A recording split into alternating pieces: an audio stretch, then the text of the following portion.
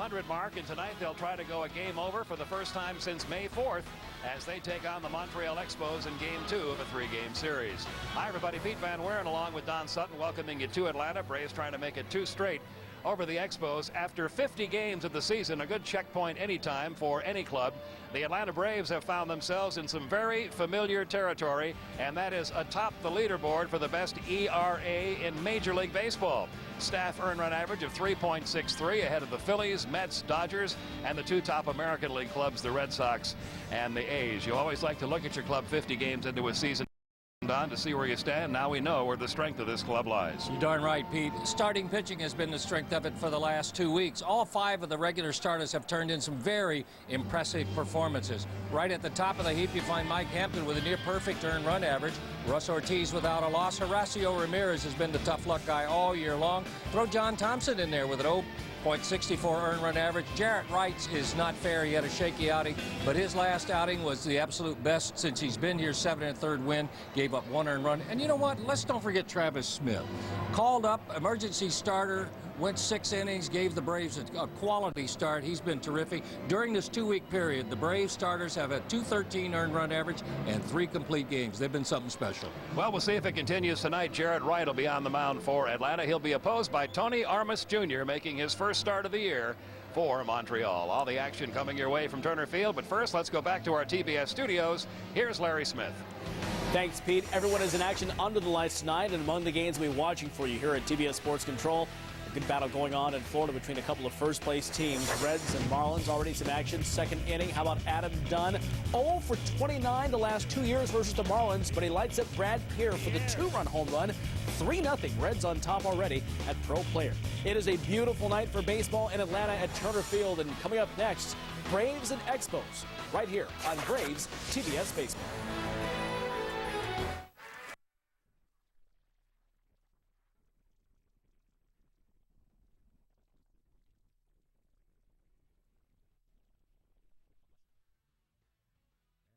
John Deere. Nothing runs like a deer. Larry Smith is right. It is a perfect evening for baseball here in Atlanta. Very mild, a gentle breeze blowing out to left. Game 2 of the 3-game series. The Expos are 16-34, managed by Frank Robinson. Let's check out his batting order. Brad Wilkerson, Indy Chavez, and Jose Vidro 1, 2, and 3 in the order. The heart of the order is Tony Batista, Orlando Cabrera, and Nick Johnson.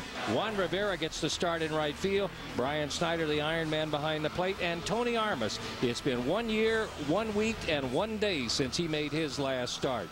Defensively, here's the alignment for the Braves. It'll be the Jones boys in left and center, J.D. Drew in right. DeRosa and Hessman at the corners for call, and last night's hero Nick Green is at second. Johnny Estrada back behind the plate.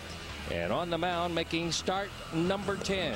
Jarrett Wright is 3-5, an earned run average of .381, but his last start was the best performance he has put on in a Braves uniform. It was against the Phillies. It was at Philadelphia. He worked 7 1/3 innings, walking 3, striking out 6, worked through over 100 pitches, and he only allowed the Phillies 1 run in that 7+ inning stretch. So Jarrett Wright coming off of a good one. There's Ed Rapuano. He's rotated 90 feet. He'll be calling the balls and strikes, and if he holds true to form, I would come to the plate swinging the bat. Mr. Rapuano believes that if it's in the area of the edge, you best put it in play. Ted Barrett, Alfonso Marquez, and Rick Reed, the crew chief, will join Mr. Rapuano. Very, very pleasant night here. It's, we're into June, and so many times you get hot, humid weather right now, but it's a good night to be here. Folks in the stands are going to be comfortable. Pitchers won't have any trouble getting loose, and the ball should carry a little bit. So all things going for an entertaining evening, Pete. Should be a good one. Brad Wilkerson will lead it off for Montreal. We'd like to remind you that the Braves and Espanol brought to you by Office Depot with your announcers Pete Manzano and Fernando Palacios. And here is Brad Wilkerson, to be followed by Indy Chavez, then Jose Vidro. Wilkerson hitting just .225 for the year. You're going to hear a lot of low batting averages in this Montreal order. That's been their weakness all year, has been their offense. They're only averaging a little over 2.5 runs a game. And Frank Robinson trying all different kinds of lineup combinations to get this team going offensively, including moving Brad Wilkerson to the leadoff spot. This is his 5th game there. He's 4 for 15 hitting in the leadoff spot. He was 0 for 4 though last night. 1 ball, 1 strike on Wilkerson. An important number for him though is he has a .390 on base percentage since he was moved into this spot.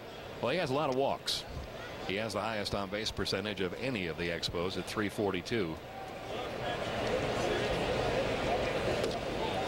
Caught the inside corner. 1-2. Anything borderline, hitters better be ready for. As Don mentioned, Ed Rapuano, known as an umpire who will give the edge to the pitcher on borderline calls.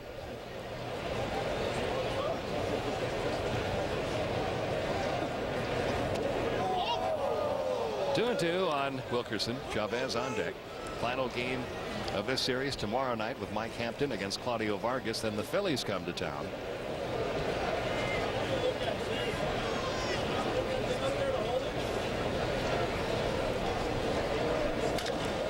Right to the first baseman, Hessman. He'll take it himself. 1 gone. And that'll bring up Endy Chavez, who was 1 for 4 yesterday, hitting .278 for the year, and that is the highest batting average for anybody with significant at bats in this Montreal bat. Nick Johnson's hitting .286, but he's only been up 14 times. .226 as a team is all the Expos are hitting. What are they averaging? About 3 runs a game, that's all? Not even that. 137 runs in 50 games.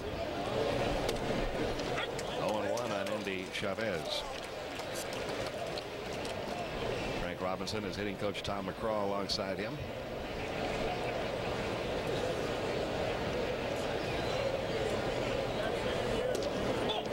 Outside, 1 ball, 1 strike. It's somewhat baffling to Frank Robinson that the Expos have had so much trouble offensively, because he feels they have a potentially pretty good hitting team and hit very well throughout spring training.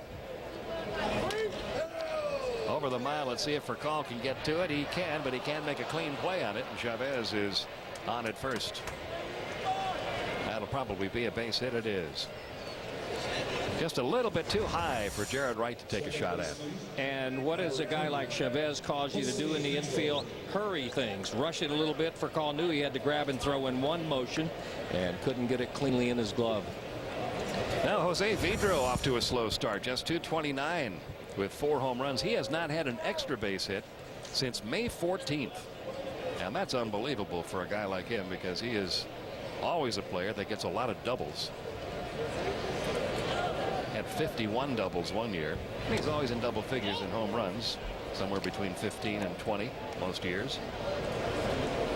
But in watching him in the last, I think he's played 4 out of the last 5 games that the Braves and Expos have played, there's no sting in his bat. It's almost like the energy is spent before he puts the bat on the ball. 1-1 now on Vidro. They may be pitching him a little differently this year too, with no Vladimir Guerrero hitting behind him. Having Vladimir Guerrero back there will certainly get you more strikes. Chavez chased back. Chavez a threat to steal. He has 8 stolen bases. Tops on the club. He's only been caught once. Well, that's one of the things Frank Robinson has had to try to do to create a little offense. They run a lot, and they run very successfully.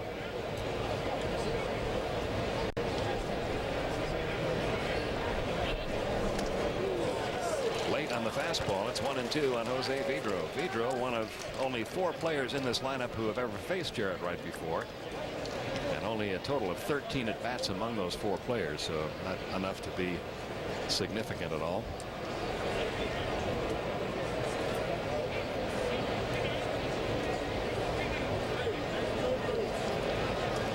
Here's the 1-2, and it's fouled off his foot. Still a ball and 2 strikes.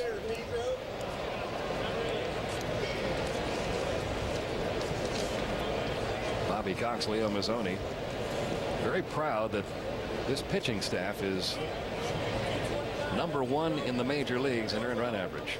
When you look at the reconstruction that had to be done on this staff, only 3 returning starting pitchers, only 2 returning relief pitchers. Liner to right. J.D. Drew thought about it, but it's going to have to play it on a hop. And they're at first and second now, with 1 man out for Tony Batista.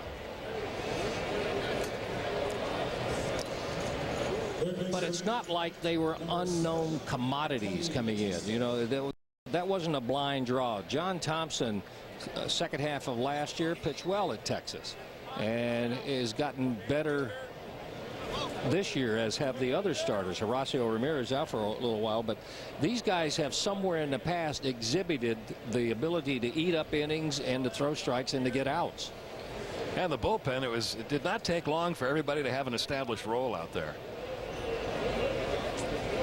I would say by 2 weeks into the season, Bobby Cox and Liam Mazzoni had pretty much decided. Everybody knew about Smoltz being the closer. Chris Rietzma very quickly became the 8th inning guy. Kevin Grabowski picked up right where he left off last year, being the 6th or 7th inning guy, especially with men on base, try to get that double play ball. Antonio Alfonseca is sort of the Chris Rietzma in the 6th or 7th inning. Get you to Rietzma and Smoltz. A little pop-up left side. Burkall will handle this one. The infield fly rule in effect. Tony Batista retired. 2 gone. That'll bring up Orlando Cabrera, another guy with offensive capability, who's off to a very slow start, hitting just .229 with 3 homers and 14 runs driven in.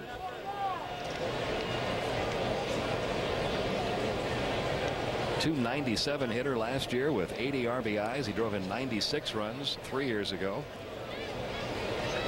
A .270 lifetime hitter, hitting in the 220s a third of the way into the season. Outside corner. There's one of those borderline calls that went in favor of the pitcher. See, I think a lot of that is the Vladimir Guerrero effect, because he affects guys on both sides of where he is in the batting order. Because usually he's on base, so you're going to have to pitch to the guys behind him. You give the guys ahead of him something to hit. Breaking ball missing. 1 ball, 1 strike.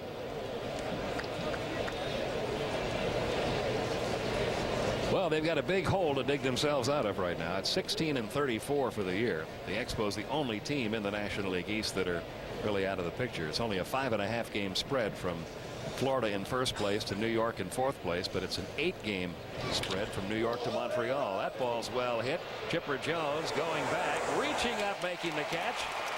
Nice play, Chipper Jones. Out number 3. 2 runners stranded way into the bottom of the first.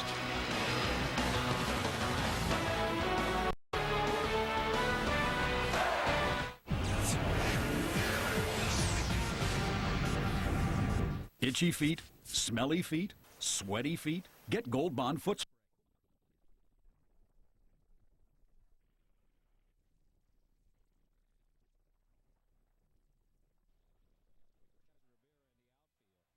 Is at third, Cabrera at short, Vidro and Johnson complete the infield. Snyder's behind the plate and making his first start in 1 year, 1 week, and 1 day. It is Tony Armas. Rafael Furcal takes ball 1 high and away from Tony Armas. Shoulder cert cut his season way short last year. You can see he didn't start a game after April 20th. Opening day starter for the Expos and got the win against the Braves last year. Well, last spring, if you went around Florida to any of the spring training camps and talked to the scouts who travel the entire state, they were saying last spring that the guy who had shown the most improvement from 1 year to the next was Tony Armas. And they were saying it looks like he is really ready for a breakthrough season. Got off to that good start, and then along came the shoulder problems, and down he went for the year. So he's trying to bounce back and get himself back to that level. His last 2 rehab outings at AAA were sparkling. Braves hitters certainly respect him. He has an ERA in his career of 4.11, but his ERA against the Braves in double-digit starts, 3.08. Here's the 3-1 delivery, and it's popped up. Batista in foul territory. Gone. Here's what Nick Green did yesterday. Intentionally walked a guy ahead of him. Slider, he didn't miss it. First home run, game winner for it. And he got that baseball back, by the way. Eddie Perez, the guy that was behind that. Eddie Perez down in the dugout at the time was able to let a security person in the Braves dugout know about it being Nick's first home run. That security person notified a security person out in the left field seats, and they did a little negotiating. A couple autographed baseballs in return for the home run ball, and so Nick Green has that souvenir to keep forever. Another line on the resume of Eddie Perez. 1 ball, 1 strike on Nick Green, hitting .304 with a homer. Always has somewhere in the neighborhood of 15 to 20 friends and family in the crowd on any given night. It's a different group every night, he said, but he said you never know who's going to show up. He said, I just leave the tickets. What a thrill to be playing and playing well in your hometown for the team you followed growing up as a kid. That doesn't happen to many, and sometimes when it does, the results don't turn out so well.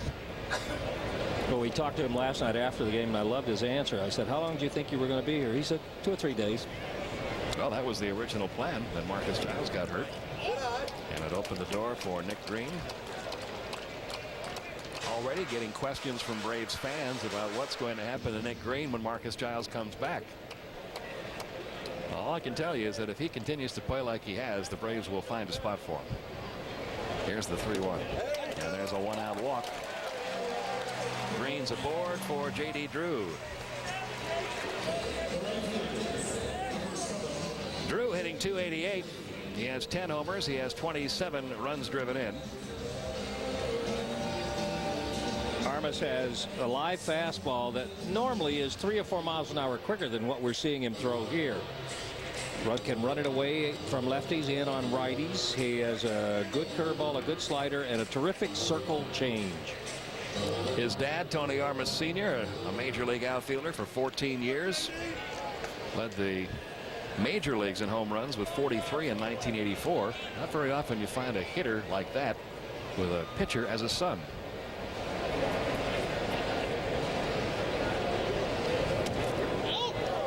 One ball, no strikes on J.D. Drew. Runner at first, 1 out. 11 pitches, only 3 in the strike zone.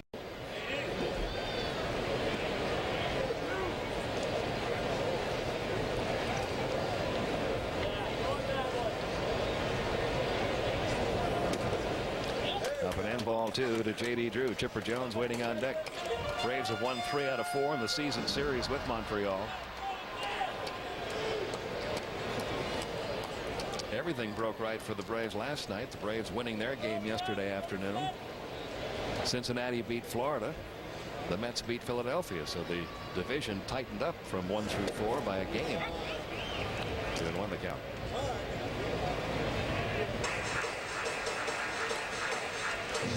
And that will continue right through the end of this week while the Braves are playing the Phillies. The Mets and Florida play each other again. Oh, what's been fortunate for all those teams is nobody's won 10 in a row and nobody's lost 8 in a row. Armas with a 2-1 delivery. Just missed inside. 3-1.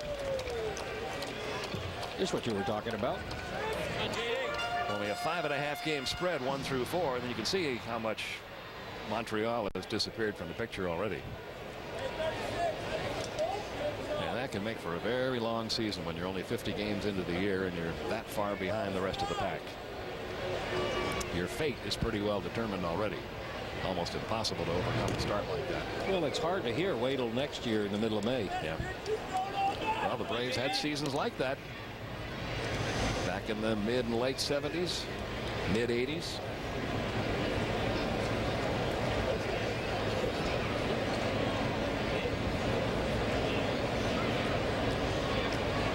Good lead for Green. He's gone. The 3-1 is fouled off the mask of Schneider, and it's a full count, 3-2. Armas not using a slide step.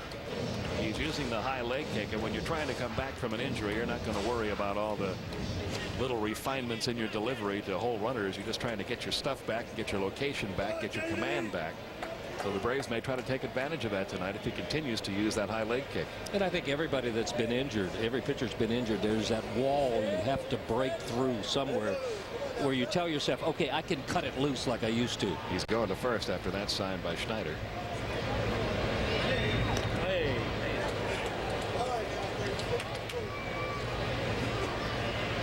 Good quick move after holding it a while there. A lot of people who think the longer you hold it, the harder it is for the base runner to go because he's in that set position, and you make him stay there and longer and just kind of get settled in and settled in and settled in.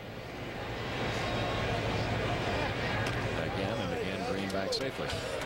Glenn Hubbard coaching over there. Nick Johnson holding Green at first.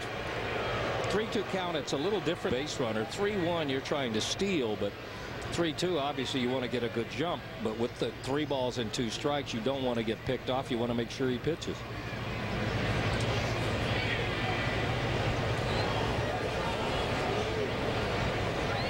There goes the runner. 3-2 pitch, struck him out with a change. Throw to second, not in time. Nick Green now with his first stolen base of his major league career. 2 outs in the inning. Got an off-speed pitch down. Not a bad throw, but look at where Cabrera got to take the tag. See, Cabrera went around behind the bag. If he cuts in front of the bag, they get him out with that. But he's trying to tag him from the backside of the bag. Now Chipper Jones, who's at .242 for the year with 6 homers, 13 RBIs. He has 36 lifetime at-bats against Armas, batting .306 with 1 homer. Fouls back the first one, 0-1. Yet despite that success, if you talk to Chipper, he'll tell you that Armas is one of the tougher pitchers he faces.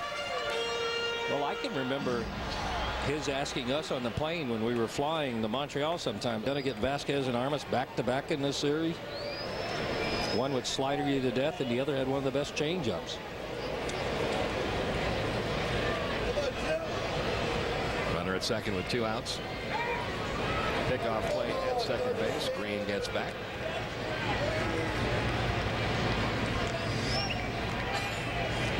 One of Bobby Cox's descriptions of Nick Green is, I've always liked him because he's one of those guys that always gets his uniform dirty, and it doesn't take long.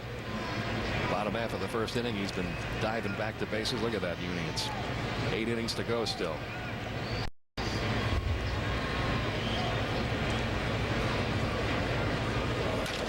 Ground ball to the right side. Vidro over to Johnson. So a good start for both pitchers. No score after 1.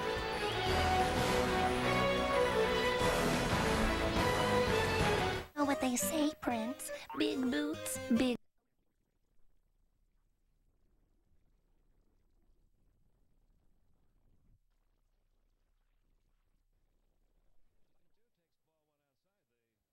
June 1st report on the All-Star balloting is just out.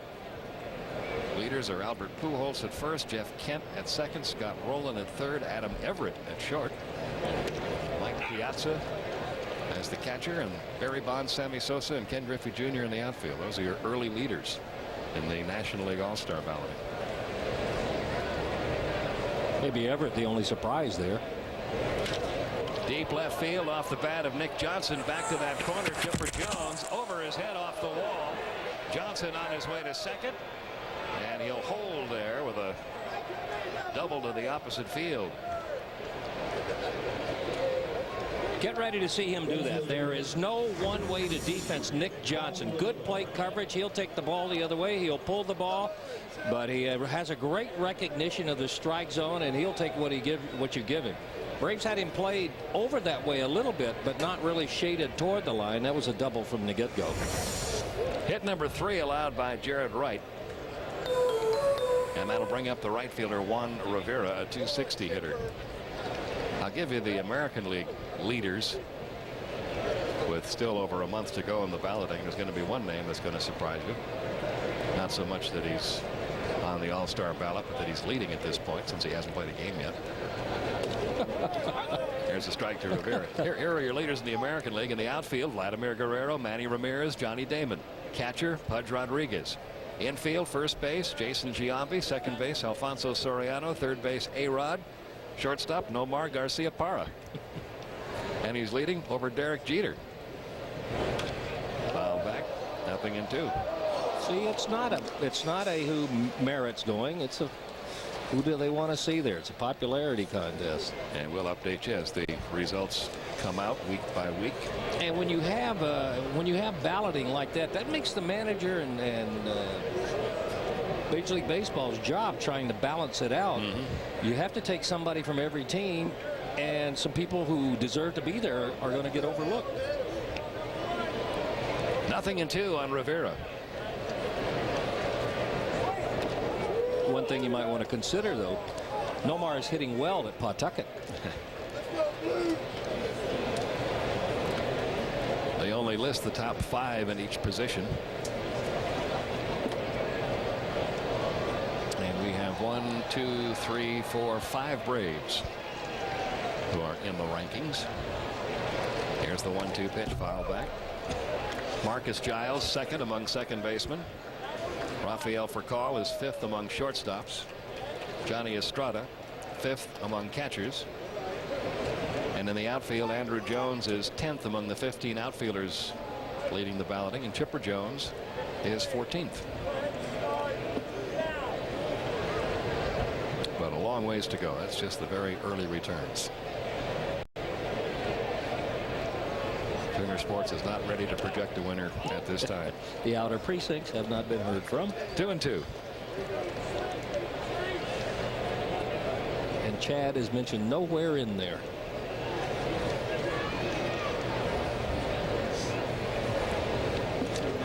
He's got his ballot. He's studying it. Pondering it. Trying to figure out, or maybe he's studying that peanut bag. I'm not sure. But he's got his ballot. 2-2.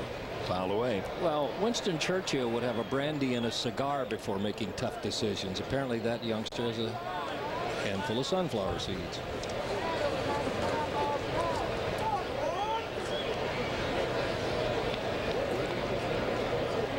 Nobody out. Johnson down at second. Scoreless game. We're in the top half of inning 2.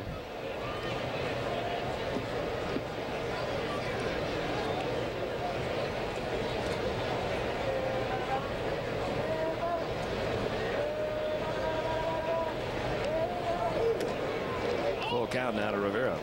He's had a good at bat. He's taken 3 or 4 shots trying to get the ball to the right side. When runs are at a premium and you get a runner in scoring position, you have to figure a way to get him to third so you have the opportunity of scoring him with another out. One of the players in the package that came over to Montreal in the Javier Vasquez deal. Made $266 for the Yankees last year as a part-time player. Just missed. Good. Let's go to Larry Smith now for an update from our TBS studios. Larry. Well, thanks, Pete. Scary moment in Pittsburgh as Major League RBI leader Scott Rowland beaned by Ryan Vogelsong in the first inning. Rowland had to leave the game after this one. Let's listen in to the replay. Cardinals went on to score 3 in the inning, and they now lead 5-0, bottom of the second. Let's go back to you. Ouch. Pittsburgh gets into a few battles like that. I don't think we've heard the last of that before the night's over. Here's Brian Schneider now hitting .243, has 7 homers and 16 RBIs. There's a ground ball to the right side just beyond the reach of Hessman. They're going to wave Nick Johnson, and he will score with no throw. So it's the Expos breaking through. Rivera winds up at third. RBI for Schneider, his 17th, and even though he is just picking up his 17th RBI of the season, he's now tied for the club lead for the Expos. Just a matter of inches. How many hits are just out of reach of infielders? Jarrett Wright has to convince himself he made the pitch to get himself a double play ball. He wanted to get a grounder off the bat of Schneider, and he got that. You can't always control where it goes. Now Tony Armas for his first at bat of the year. You would think that being the son of a former Major League All-Star outfielder, he would be a good hitting pitcher, but he really hasn't been. Only a 126 lifetime batting average. Boy, his dad was a rock. I mean, just about 5'11", 200 pounds, and I don't think there was an ounce of fat on him. Big swing, right-handed hitter. Used a bat almost as big as Julio Franco's.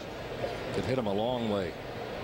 Here's the 0-1. Armas trying to bunt that runner down to second. Estrada making sure the runner holds at third, and then down to first for the out. It'll be a sacrifice for Armas, and back down to the top of the order, and Brad Wilkerson.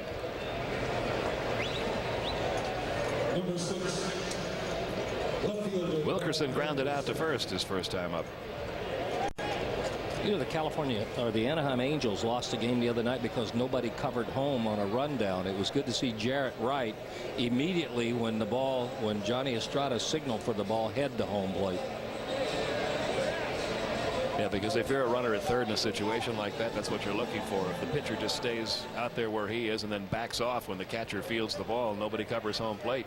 If that catcher uncorks that throw to first, you take off. Yep. Because nobody's going to be able to get there before you. Jarrett Wright immediately broke there, and I hope Mike Social will forgive me. I know that they're Anaheim Angels.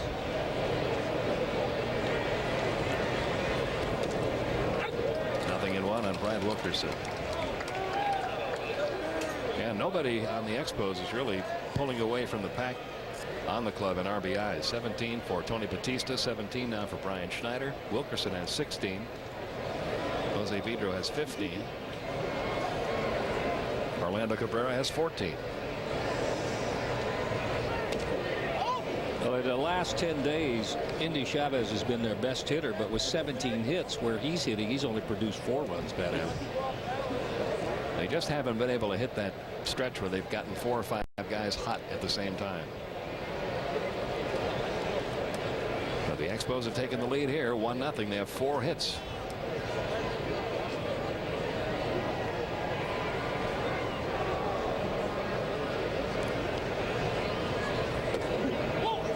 Two and 1.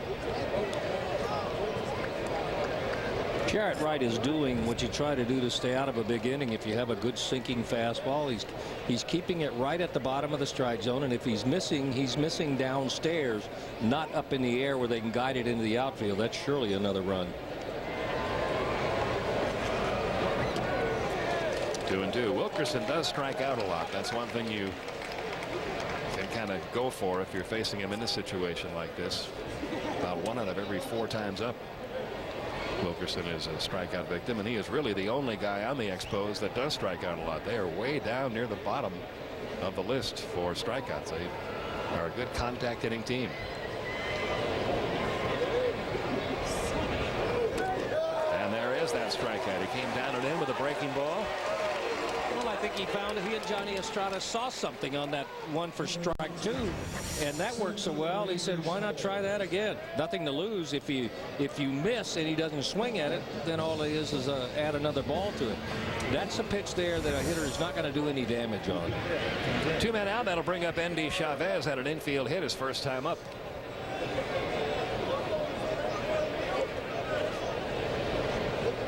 $18 hits in his last 43 at bats.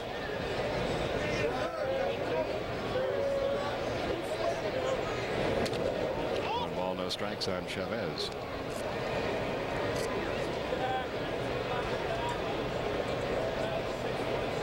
Hit .251 for the Expos last year.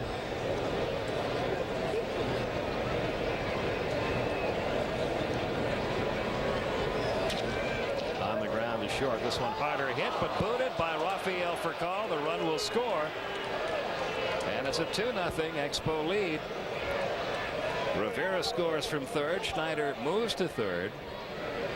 And there's that hurry factor again, Don. Yep, I think that's 2 plays that Rafael Furcal didn't get as square and as comfortable as he would have had there been a slower runner. Trying to get that ball, get it in his glove, get it up and throw in a hurry. Never looked it into his glove. That'll be an error on Furcal. 41st error of the year committed by the Braves. They trail only the Mets, who's starting tonight at 44. For Furcal, his 6th error of the season. Here's Jose Vidro now. 2 runs have scored. And another one of the runs unearned, and that has been a big problem. The Braves, as we mentioned at the outset of the program, with the best earned run average in Major League Baseball as far as the pitching staff goes, but also in there they've given up an awful lot of unearned runs. That is number 26. Long run for Green. He can't get to it. Vidro's got a base hit. Schneider scores.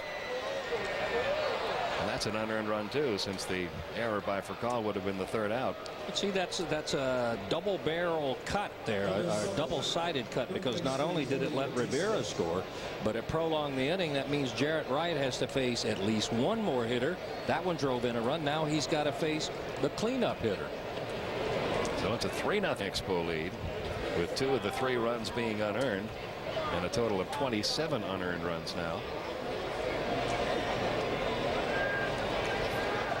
Scored against the Braves this year. Batista popped to short his first time up.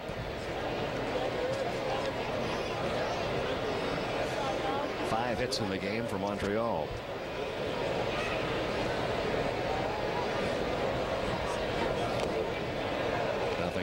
Batista, the 8th man to bat in the inning.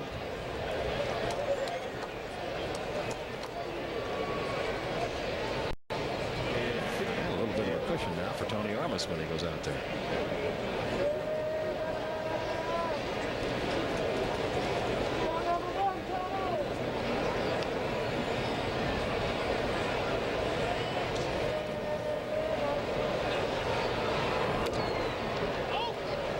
Strike.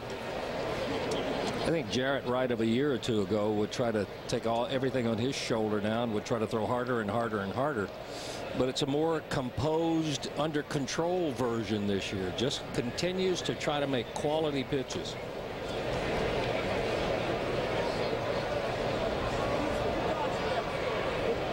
Here's the 1-1, and that's low. 2-1. His best stuff that I've seen end of last year and this year is when he looks like he's throwing at about 85% effort. I know he's putting everything into it, but he's not grinding. It's a comfortable effort.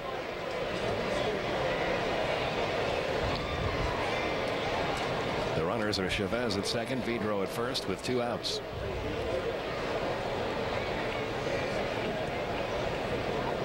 And a 2-1 pitch. We've talked about the Montreal Ball Club and how they haven't hit much this year. They've pitched well. They are currently 5th in the National League in earned run average. And they've made the fewest errors of any major league team. And the difference, they've only given up 10 unearned runs all year compared to the 27 now allowed by Atlanta. But they've only made half as many errors. So defense does help you win. High in the air to left field, but off the end of the bat a little bit. Chipper Jones will have a play on this one. And that's out number 3. But 3-run score for Montreal, and they take the early lead. Some runs now.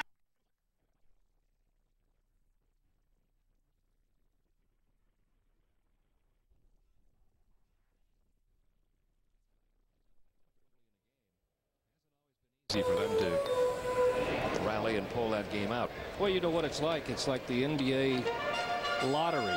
Last year they had more ping pong balls in the bowl than they do this year, so there's not as many opportunities to have that one swing of the bat get you 3 runs.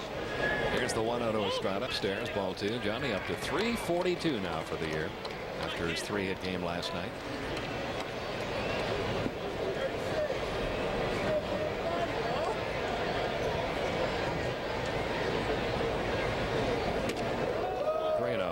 Make the argument for his being the best hitting catcher in the National League too, because if you want to take a couple of the others like Mike Piazza, he's playing another position, and Paul LaDuca gets a respite every now and then too to play left and first base. Estrada's the only one that's grinding it behind the plate. And he draws a leadoff walk here in the second. And you know, fans, you can become a part of our telecast with Holiday Inn Express in the booth. If you have a question, send us an email, and if your question is chosen, we'll answer it a little bit later on in the game. Just send your email to tbsmailbag@atlantabraves.com, and please include your name and where you're from. Andrew Jones hitting .255 has a 6-game hitting streak. 11 homers, 31 RBIs. He's got 6 one-fers in that streak.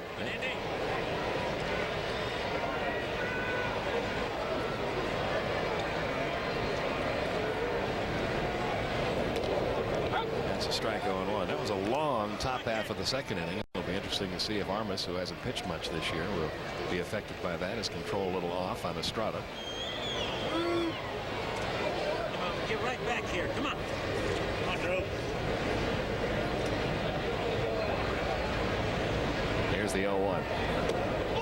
And that misses.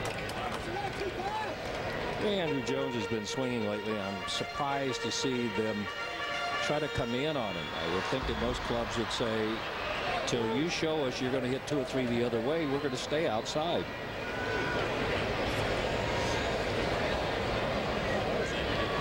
Here's the 1-1. And there's the double play ground ball. 6-4-3 twin killing hit into by Andrew Jones. Threw him a changeup away, and when Andrew tries to pull any of those pitches, changeups, fastballs, anything out there, most of the time he does just that. Knee high and on the outside corner. Not a whole lot you can do with that if you try to roll it over and hit it to left. That'll bring up Mark DeRosa, hitting .213 with 3 home runs and 20 RBIs. As much as Mark has struggled at the plate this year, he's been better of late. He's hit safely in 9 of his last 10 games. His 20 RBIs would be tops on the Montreal Expos. With a couple to spare. Yeah. Ground ball third. Batista throws out DeRosa. That was a very easy inning for Tony Armas. 3-0 after 2. Montreal ahead. Feet.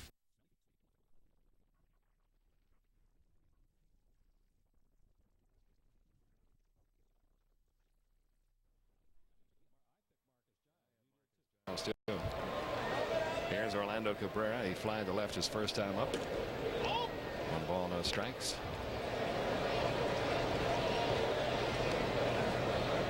Three runs, 5 hits for Montreal. No runs or hits for Atlanta. And the Braves made a very costly error. Led to 2 of the 3 runs. A quick out number 1 here in the top half of the third. Time for an update from Larry Smith.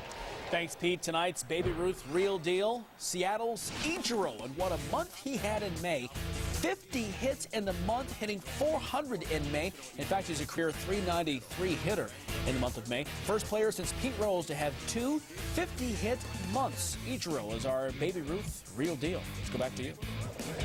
Well, he goes line to line, too, doesn't he? 50 hits in the month of May.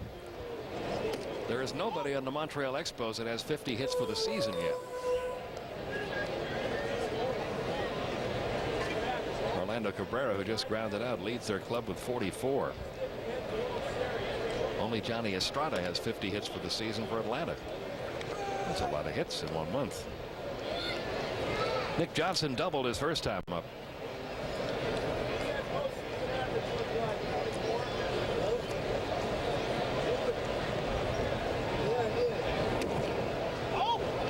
And it's 3-0 now on Nick Johnson. Along with Juan Rivera, who's waiting on deck, and Randy Cho, the pitcher, came over from the Yankees in that Javier Vasquez deal. 3-0 pitch right through there. I know you hate to give up a Javier Vasquez, but if you have to do it, you're forced to do that. Then I think they got a couple players in Johnson and Rivera. That's a walk to Nick Johnson. That is walk number 2. Given up by Jared Wright, and it'll bring up Juan Rivera. We would like to join all the members of the Turner Sports crew and send our condolences to the family of Norma Diamond Blower. Her son Glenn is our producer and has been for many, many years. Norma Diamond Blower passed away last night. She is survived by her husband Ron Blower, and Glenn, Jeff, and Russ Diamond. Our sympathies to all of you.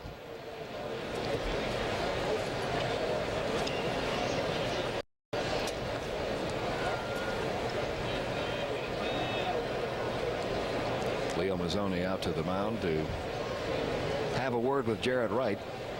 I bet you it's not about mechanics either, because he is structurally, and mechanics are what you do, the motions you make to throw the ball. That's what mechanics are. Everybody's differs, but I bet you this was just an encouragement. Throw strikes, your stuff's good. Can't change anything that's happened. Very seldom, I think, do you go out there and see a huge drastic change that you have to make structurally with a pitcher. It's usually just a little bit of fine-tuning, no major overhauls. Juan Rivera walked his first time up, came around to score. Into shallow right center field. J.D. Drew calls off everybody, makes the catch, 2 outs. And you could see a much more aggressive Jared Wright right there. He just went right after Juan Rivera. Didn't really try to work the corners quite as much as he had the first time he faced him, or as he just tried to do with Nick Johnson. Trust your stuff. That's the one thing that may be the message that is relayed to pitchers more from pitching coaches than anything else. And there's so many ways that you can reaffirm that. Watch batting practice. They know what's coming. It's only 75 miles an hour. But how many times do you see a hitter in batting practice hit the ball where you know he's going to make 5 consecutive hits? Very seldom. Here's Brian Schneider, and that's ball 1 to Schneider. He had an RBI single in the second. I think sometimes too you can get caught up in what the score is. You know, I'm down 3-0. You can't change that. And I really think the only time you really think about the score is if you're getting a little bit later in the game and you've got a lead. Then I think it becomes very important in how you pitch. 2-0 on Schneider.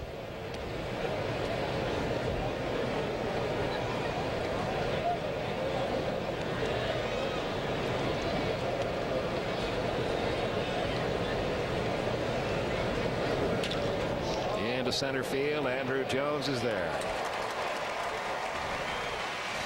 Nothing doing for Montreal in the third. 3-0 Expos. We head to the bottom half.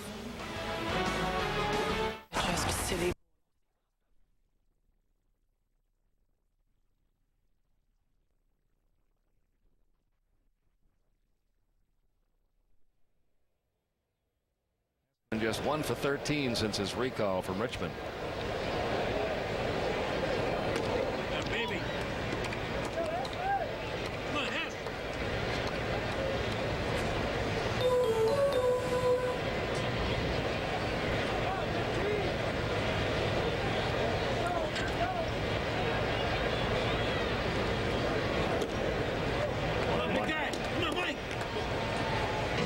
Pitcher Jared Wright will follow, then back to Rafael Furcal at the top of the order.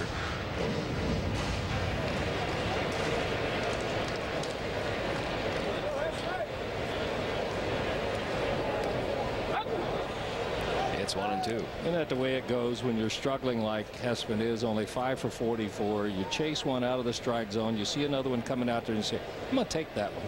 And it catches the corner.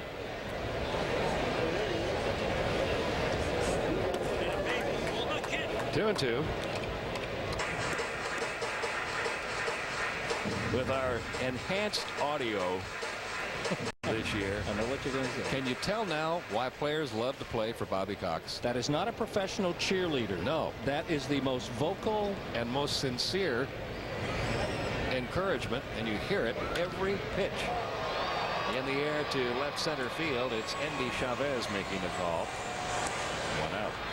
Keep an eye on guys like Chavez on balls like that. Give us about 10 minutes and it gets that time of the night here in Atlanta where it's not completely dark, it's not light, no backlighting in the outfield. Outfielders, especially center fielders, have trouble here. Now the pitcher Jared Wright, who's 1 for 14 on the year, which is not really indicative of his hitting ability. He's swung the bat pretty well in his career until this year. Changed his hitting style, standing straight up, just got the bat laying on the shoulder. He's going from a standing start. 278 lifetime average coming into this season. See, that's what the genes dictate he should hit. His pop was a good hitter. His father was a very good hitter. Good hitter and a good athlete. Clyde Wright out of Carson Newman College up in Tennessee. I'm sure he's looking in tonight if he's not here. 2-1 the count. He tries to catch Jared's games whenever he can. Clyde is a guy that lived everywhere, played everywhere, including Japan, and didn't lose a bit of his southern accent. 2-2 on Jared Wright. I bet the folks in Japan who could speak English really got a kick out of him. That's all for Jared. That's a strikeout for Armas, his second. So far, Armas has looked pretty good first time around the order. Well, he looked a little bit uncomfortable in the first inning. Not shaky, just uncomfortable, almost like he was trying to get it on firm footing, but he's looked good the last two. He pitched last in a AAA game at Oklahoma on Thursday of last week. 5 1/3 innings, 2 runs, 7 hits, 1 walk, 3 strikeouts. He made 5 rehab starts, 2 of them with the AAA Edmonton club. Only gave up 2 runs in 10 innings in those 2 starts, so they deemed him ready for this, and so far so good. Rafael Furcal takes a strike. You know, this may be one of those ball clubs that everybody else in the East better be glad they're getting them way down in the standings, because you mentioned how good their pitching is. They protect the ball, they catch it. If their hitting ever catches fire, they could do some damage. And even if you look at the offense, Yes, they're missing Vladimir Guerrero this year, but they've also been missing Nick Johnson for most of the year. They just got him back. He's only playing in his 5th game since coming back. Carl Everett just went back on the disabled list. They just got him off last week. And now he sprained an ankle and had to go back on again. He's only played in 16 games. Those are 2 important pieces to that offensive puzzle for Montreal, and they haven't been around much. 1, 2, 3 in the 3rd for Atlanta. TBS is casting amateur home improvement fanatics to put the fix on a rundown mansion. If you or someone you know has the renovation chops and wants the chance to win their very own mansion, log on to tbs.tv. This is kind of cool. Well, I like the zoom, but is it about megapixels? Or these memory things? Well, it's really about what you're going to use it for.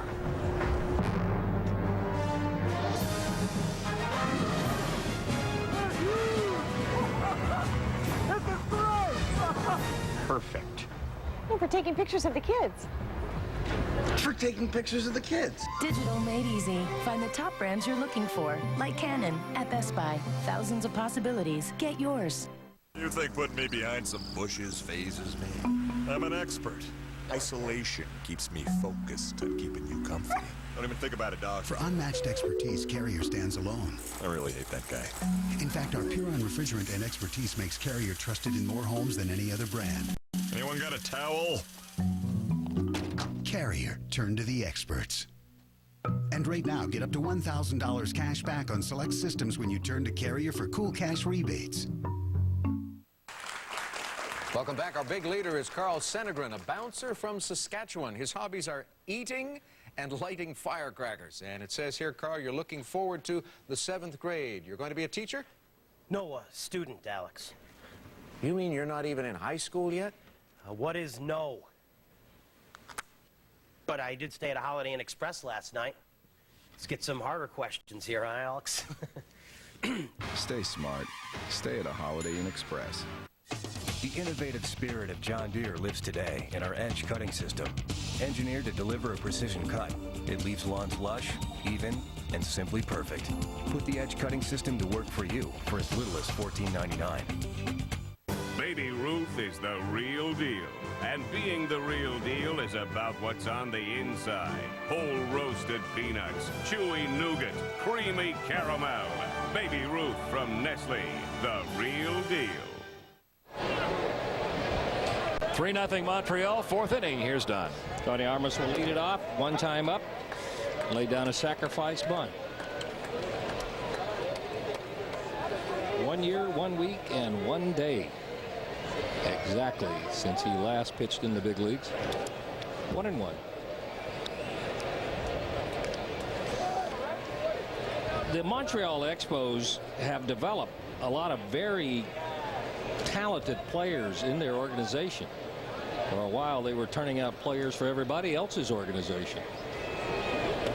Armas is not one of those. Armas came over in 1997 along with Carl Pavano. That was the deal that sent Pedro Martinez to the Boston Red Sox.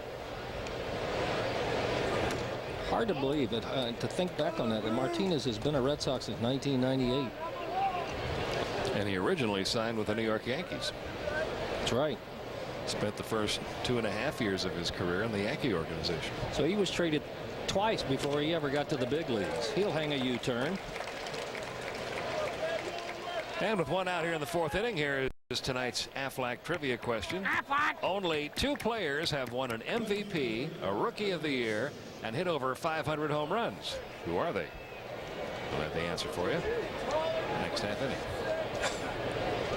Here's Wilkerson, batted in the first, batted in the second, and he is 0 for 2, a grounder to first and a strikeout. The strikeouts, no surprise if you follow the Expos at all. Wilkerson strikes out a lot. This year, that strikeout was his 38th. Ball 1 to him.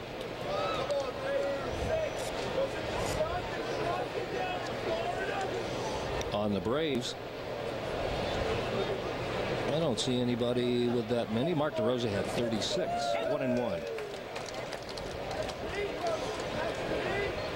Wilkerson, one of those multi-talented athletes coming out of high school. It seems like so many good Major League Baseball players who are also stars in other sports. 2-1. You don't see, though, that many. You see a lot of baseball players who were kickers, and he was that. He was a good basketball player, but you don't see soccer out beside the name of a lot of the good high school athletes. Full count. Oh, I'm sorry, make it 3-1. I was just looking at the league leaders in strikeouts. We're going to have a lot of players striking out over 100 times this year. Wilkerson not even close to being in the top 10 in the National League in strikeouts. Up the middle, Wright's got it. Look what I found. And there's out number 2. Wonder if that hit him a little awkwardly. Right now, he's got his glove off and he's flexing his left hand. Check this out. See where it hits him, Pete. Yeah, it's more of a reaction than it is a defensive play. Just getting the glove down there, and it kind of twisted his wrist a little bit, it looked like, when he caught it. May have also hit him on the heel of the hand. See how he turned it over? I'm not sure that was fully protected where it hit him. Jeff Porter out to make sure he's okay. Yeah, that's what they're looking at see right a little there. Puffiness there. Right there at the base of the thumb. Here's another look at a comebacker. It was hard hit, and he kind of flipped his glove over, but it did kind of catch either the heel of the glove or the heel of the hand before kicking into the glove. I was just looking at the strikeouts down in the National League this year. Adam Dunn, we're only 50 games into the season. Adam Dunn has struck out 64 times already. Jim Edmonds 54, Mike Cameron 54, Craig Wilson 52. You've got 4 guys halfway to 100 or better, a third of the way into the season. How many did I'm sorry, you put it away.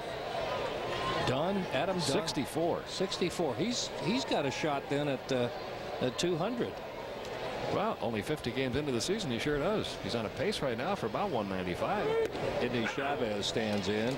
He's been on twice. He scored one of the 3 runs. He was the guy who hit the ball to shortstop that Rafael Furcal committed an error on. 2 RBIs, Vidro with an RBI and Snyder with 1. Right side, grabbed by Hessman, and a good throw. Good defensive play on both ends, and just what the doctor ordered for Jared Wright. 1, 2, 3 go the Expos, and in the middle of the 4th, no change. It's 3-0. Feet.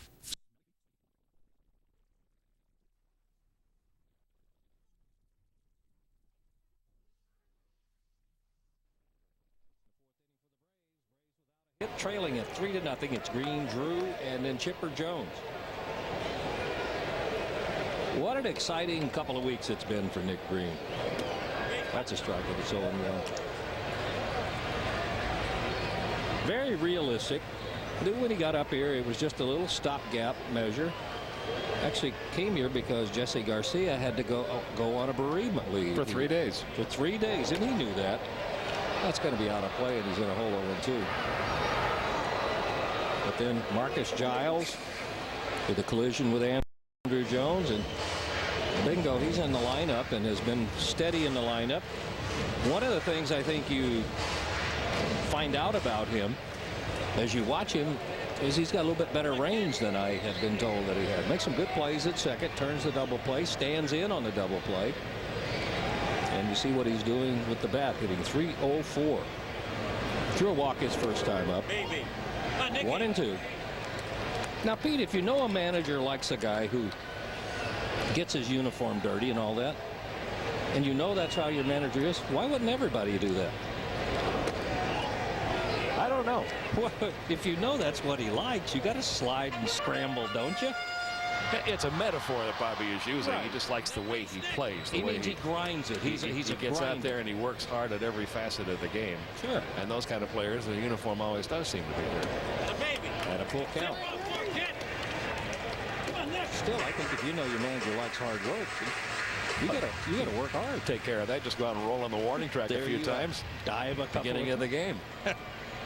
Manager will be ecstatic. And he's out of there on a high slider. That's strikeout number 4, and 3 outs in a row retired via strikeouts for Tony Armas. That's that slider of his, one of his best pitches. In fact, it usually is his best pitch. That's probably the #1 pitch in his repertoire. That was strikeout number 4. J.D. Drew was strikeout victim number 1, out number 2 in the first inning. Drew now at 286 and 1 for 5 against Armas. And I've got to tell you something that I just discovered today. Tony Armas does not like being called Tony Armas Jr.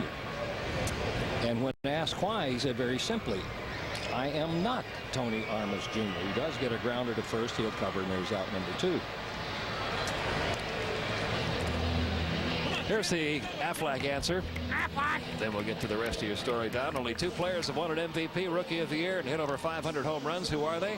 Willie Mays and the manager of the Montreal Expos, Frank Robinson. He was the 1956 Rookie of the Year, the 1961 National League MVP, 1966 American League MVP, 586 career home runs, and throw in there MVP of the 71 All-Star Game, MVP of the 66 World Series, and Manager of the Year in the American League in 1989. So he's got every trophy there is to win somewhere on that mantle. You did, I heard you do some Diamond Notes, your radio show on him the other day, and he could fill a small hall with all his awards. He's done it all. Getting back to my Tony Armas story, he said, because I am not Tony Armas Jr. My name is Antonio Jose Armas. His father's name is Antonio Rafael Armas Machado. So because it was Tony Armas, people just called him Tony Armas Jr. But he did more than once as saying, I'm Tony Armas, my dad's Tony Armas. And this Tony Armas has a 1-2-3 4th inning. We're headed to the 5th, 3-0 Expos.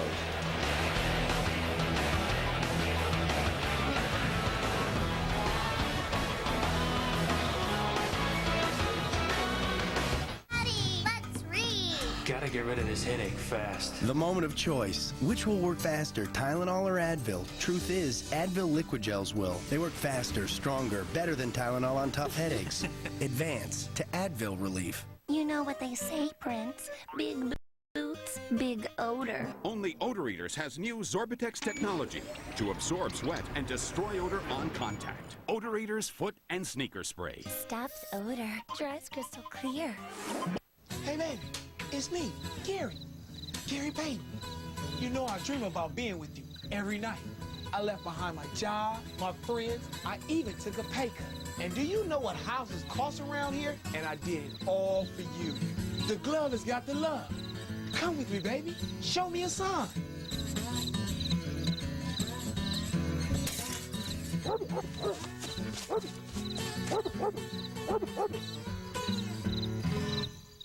Have a good summer. See you next season. I'm gonna miss you guys.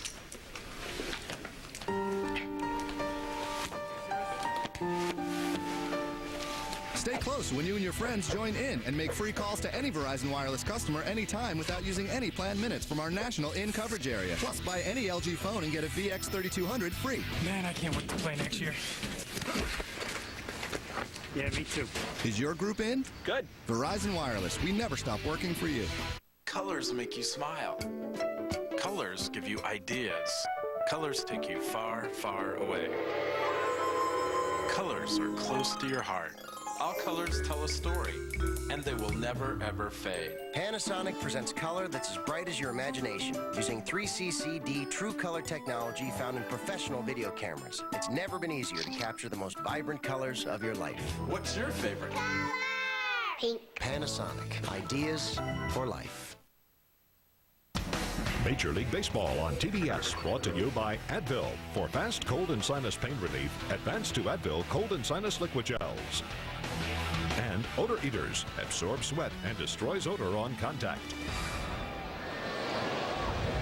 Jose Vidro will lead things off. Batista and Cabrera will follow. If you look out in left field, you will see a new left fielder. That's Dwayne Wise. And after Vidro hits, we're going to show you why Dwayne Wise is in left field. Yeah, this is not good news. Vidro, a perfect night going. He's 2 for 2. That's a switch for him. Vidro has not been hitting well.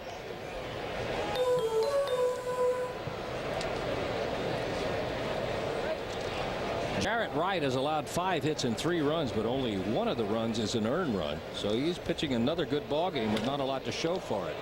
That's in the air to right field. J.D. Drew has it tracked. There's out number 1, and Dwayne Wise in left field. Well, watch Chipper Jones running down to first base. Remember, he had the hamstring problem earlier this year, put him on the disabled list. Look, it's back, it appears. Same leg. Had to hop the final 10 or 15 feet. You can see his disgust. He has not been able to stay healthy. It's been one thing after another for Chipper Jones all year. That says it all right there. And we've talked about hamstrings before, how easy it is to re-injure them. Batista's 0 for 2 and soon going to be 0 for 3. Wise can't find the ball. Andrews got it.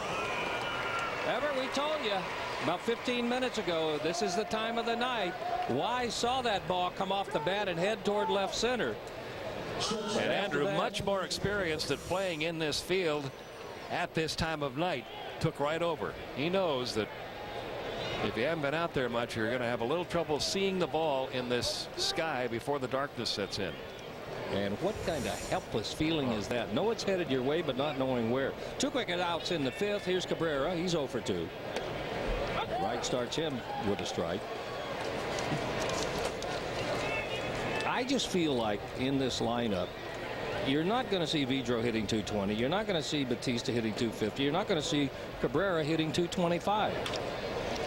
That's to right field. Drew's got it. Nice inning for Jarrett Wright. Not a whole lot of pitches and 3 quick outs. Halfway home, though, Wright and the Braves still trail the Expos. You can create fresher air and fresher image. You can add a conversation piece that doesn't make a sound.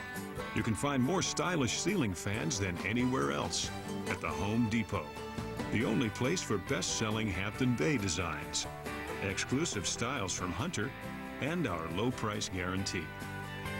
You can stop wondering how and start stirring things up. The Home Depot. You can do it, we can help. Itchy feet, smelly feet, sweaty feet? Get Gold Bond foot spray or Gold Bond foot powder. Gold Bond does more. Gold Bond is medicated to help stop itch, stop odor, and keep feet cool and dry. Get more foot relief. Get Gold Bond and get on with it. Living room you can track sand through, $0. Dining room where you can laugh with your mouth full, $0. Bedroom where you can stay up way past your bedtime, $0. Weekend house rules, priceless. Use your MasterCard and you could win your own weekend house in our Weekends Matter sweepstakes. For the first time ever, Field of Dreams with digitally remastered picture and sound, plus all new bonus features. This field, this game, reminds us of all that once was good and it could be again. Field of Dreams, own it June 8th. There's a power so awesome, so irresistible, you'll do anything to get your hands on it. Introducing Gillette M3 Power. Turn on the first micro power shaving system from Gillette and turn on the amazing new Power Glide blades. Micropulses raise the hair so you shave closer in one power stroke. Feel the power of the world's best shave. New M3 Power. A Mach 3 innovation from Gillette. The best a man can get. Fans, be a part of Major League Baseball history and help select the starting lineups for the 2004 All-Star Game. This one counts, and so does your vote. Log on to MLB.com to cast your AmeriQuest All-Star ballot today. Braves without a hit through 4 innings, only 2 base runners. Johnny Estrada with a leadoff walk in the 2nd. He will lead it off here in the 5th inning. 14 up, 12 set down, and only 1 outfield out recorded. Fly ball off the bat of Mike Hessman. Everything else is strikeout or an out recorded in the infield. And Tony Armas looking sharp on his first start in over a year. Retired the last 8 in a row. The inside corner with Estrada jumping out of the way. 1 ball, 1 strike. Johnny's not going to argue, though. He'll give him a little look back there. Catchers and pitchers don't argue very much on close calls when they're hitting. They want them when they're out on defense, too. Off the fist. 1 ball, 2 strikes. Estrada is a kind of hitter that can drive you nuts if you're a pitcher because it's easy to get 2 quick strikes on him. What's not easy to do is to get him out after you get 2 strikes or get strike 3 on him. He doesn't strike out much, puts the ball in play. Well, he's a little bit of a different breed. We talked about all the hitters that have all these strikeouts already this year, and it's become a thing that most hitters nowadays don't seem to mind as long as they hit the home runs and drive in the runs. They don't care how many times they strike out. But Johnny Estrada will tell you, I'm embarrassed when I strike out. Yeah, I've heard him. I hate to turn around and walk back to that dugout.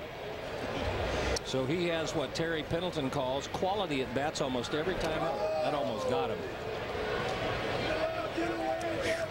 2-2. Come on, Johnny.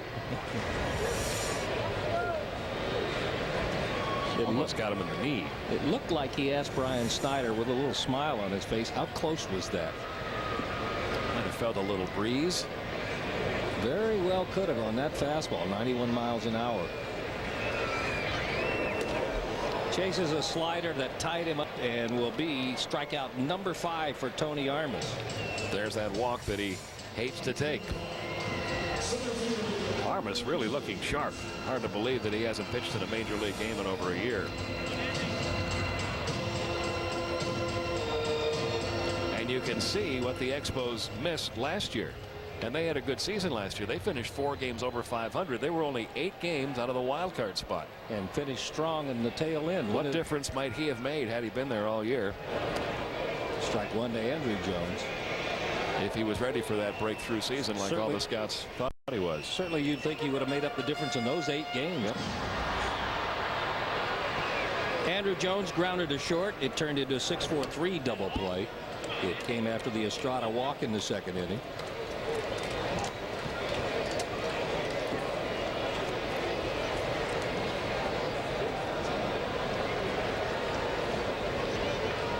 Armas, a very simple delivery.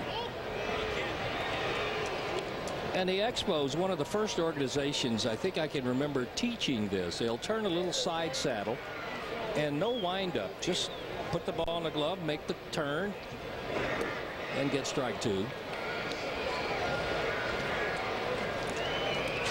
I don't remember who the pitching coach was back when they started doing all this. I'm going to check it out right now. But their pitchers started having better control, throwing more strikes. Did he go? Didn't. Full count.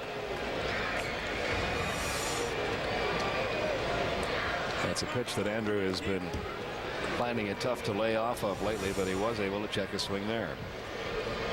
That change in that philosophy of throwing strikes started when Joe Kerrigan was the pitching coach. That's hammered to left field. Will it stay in the park? No. Andrew Jones, home run number 12, RBI 32. It's 3-1 Expos.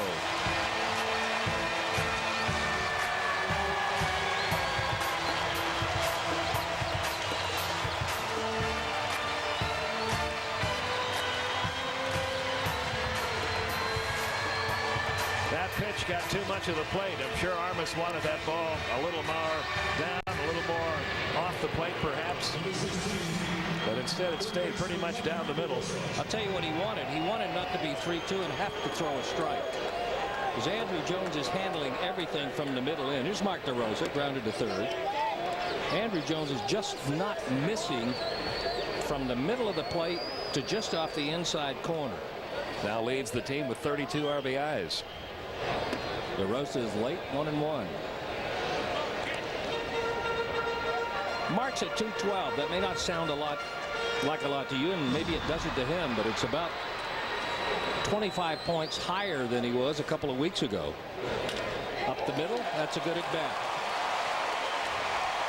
And the 2nd hit in the inning. That'll bring up Mike Hessman, who could stand at plate with his power, representing a possible tying run. But for Hessman, it's been sandwich offers. He started the year 0 for 9. Then when he came back, went 4 for 22. And this trip being called back up has seen him go 0 for 9 again.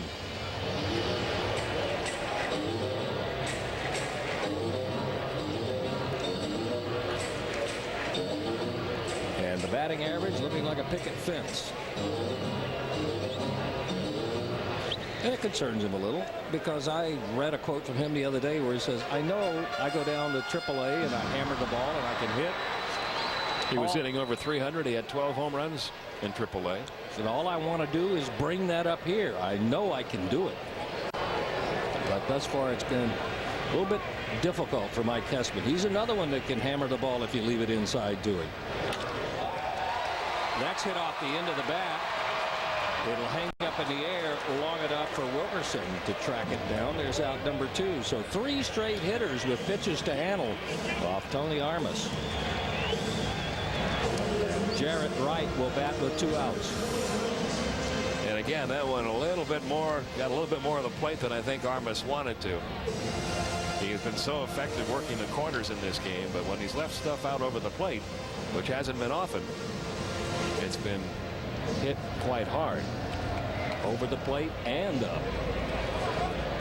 Jarrett Wright striking out his first time up. You know what? The longest that he went on any of his rehab assignments, I believe, was 5 1/3 innings. And you know they had to monitor his pitch count. Right now he's approaching 70. I wonder if this might be extending him further than he went in any of the rehab assignments. Because his stuff is still crisp. He's still throwing hard. But most often when you get a little fatigued, it's location that suffers more than the velocity and the break on the curveball. And if it is a pitch count that they're monitoring, usually that first time around coming off the disabled list, it's very rarely higher than 90.